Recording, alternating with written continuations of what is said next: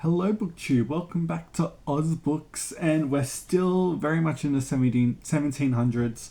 What do you want me to say? I'm talking about Australian books I own, and we're slowly marching our way through. We'll get to the 1800s at some point.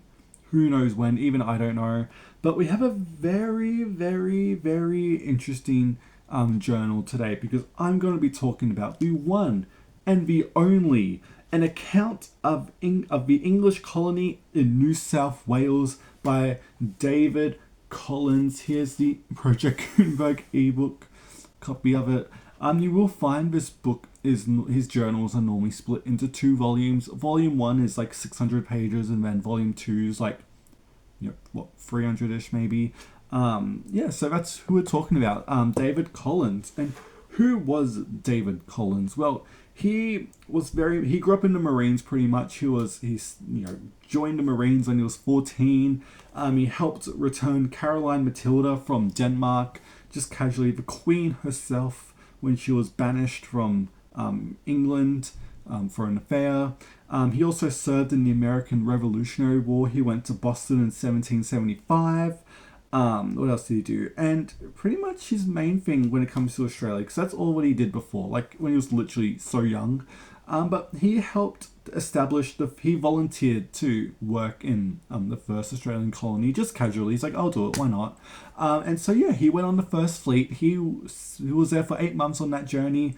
And he would pretty much become the first federal judge, just casually.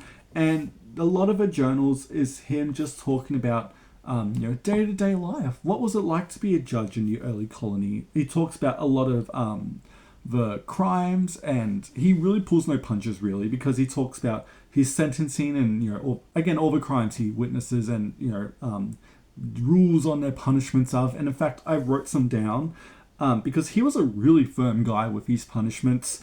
Which is interesting because of what will become of him later. But such as a man stabbed a woman, that man got 700 lashings.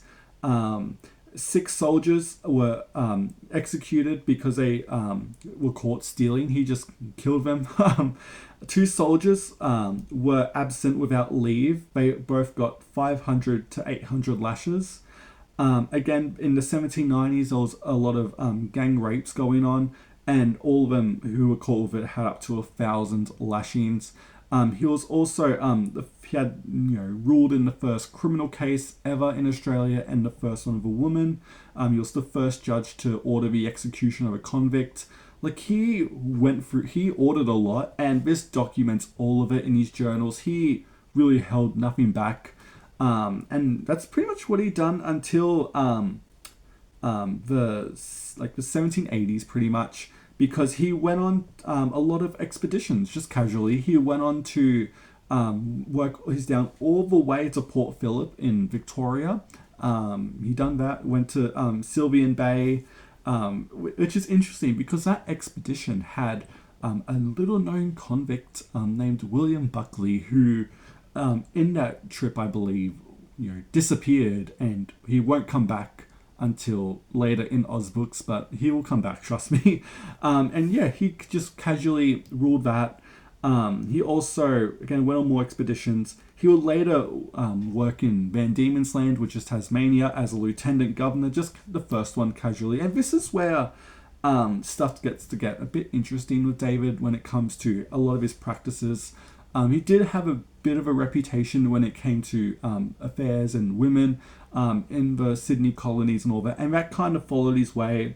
I think he did turn a blind eye to a lot of corruption that was going on in Van Diemen's Land at the time, such as with kangaroo hunters, because that was not allowed really because of all the food sources and all that. And his second in charge, Edward Lord, apparently had a financial motive and was profited by those kangaroo huntings, and he may have turned a blind eye to that. And also, he had a very, I think, weirdly cruel view on Indigenous people, in that he was very much, especially when he went through his explorations into Victoria. There's many accounts of him being like, we'll just burn down their huts and scram, And then he's like, oh, we were a bit cruel. We better hand them a blanket and like some biscuits to make up for, destroying their lives and all that. It's very weird. And also, a lot of the early bushrangers who would go on to terrorize the 1800s really got their start, I feel like, in under David's watch when he was lieutenant. Again, this man didn't have much to work with at the end of the day. I feel like because he was the first, he just didn't have as much resources around him, and that's what he says a lot in his journals. But even then, he's, I think, a very interesting man at the end of the day. I do wish he had a bigger biography of him. There's been like a couple, but I don't feel like some have done justice. I feel like some tend to tread lightly on a lot of the more controversial things about David Collins, not David Day, David Collins. Again, especially when it comes to a lot of his relationships with women and a lot of the things. Again, he turned a blind eye to a lot of stuff, and his failure to really put his foot down when it comes to crime in Tasmania, like he did in the early colonies. And that's really interesting. Again, his journals are a brick. They're very long. I will note with his journals, it really ends with him doing his explorations. When he becomes the lieutenant in Tasmania, that's when the journals stop. And we don't have much records about his time as lieutenant, because a lot of them were destroyed suspiciously, which is very suspicious. Again, people say that his second-hand mate, Edward Law, had done a lot of it, but I don't know really about that. And it's just he's a very interesting man, I feel like. Again, I think it's time for another biography, I feel like. And I feel like he's a figure that kind of has been done more justice when it comes to more just general histories of Australia. Thinking of Sutherland's in like the 1890s and all that, who I think really done a good job of explaining what David Collins done and all that. I think he's really interesting at the end of the day. And that's really all I have to say, really. Again, his accounts are very interesting. He's a very dry writer, even for a journal.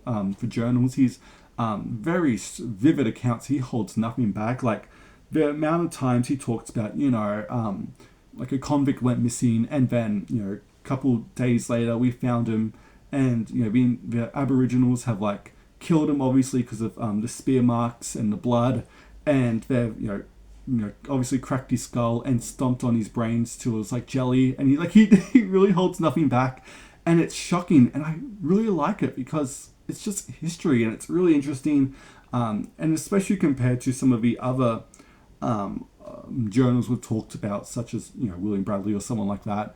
They don't really talk about the gruesomeness of the early years, but David Collins does, and I really like that. And that's really what I have to say about David Collins. A very interesting man. I wouldn't say check out his journals unless it's kind of like Captain Cook, I feel like, when it comes to David. I would say just do like a read a history book about Australia, like the early years, and he'll come up and you'll learn about him, because he is a really essential figure in early Australian history. You'll read about him then, and then if you're interested, go and check out his journals. But again, they're very long.